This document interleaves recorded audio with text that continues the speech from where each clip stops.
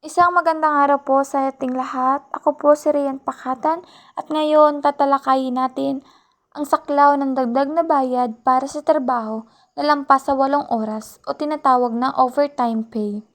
Ang overtime pay ay nakasaad sa Artikulo 87 ng Labor Code of the Philippines ayon sa batas. Ang mga sumusunod ang sakop ng dagdag na bayad para sa overtime.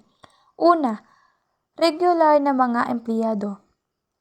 Ang mga empleyado na sakop ng batas, kabilang ang mga manggagawa sa pribadong sektor, ay dapat bayaran ng dagdag na bayad para sa trabaho dahil ng lampas sa 8 oras sa isang araw.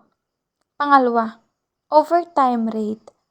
Ang dagdag na bayad para sa overtime ay dapat hindi bababa sa 25% ng regular na sahod ng empleyado.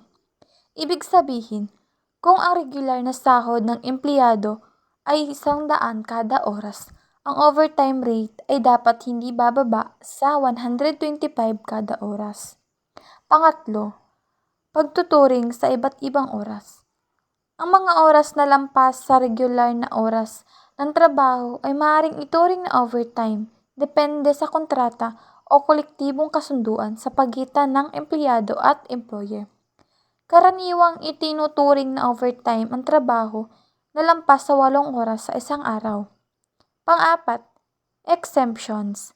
May mga posibleng exemptions sa pagbibigay ng overtime pay depende sa kategorya ng mga empleyado at iba pang salik tulad ng managerial or supervisory positions, kasunduan sa pagitan ng employer at empleyado, o mga special case na maaaring nakasaad sa batas.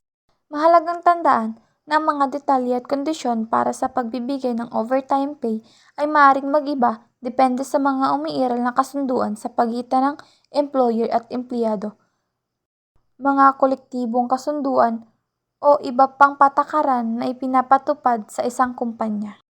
Maraming salamat po sa inyong pakikinig. Muli ako po si Rian Pakatan at muling nagpapasalamat sa inyong lahat.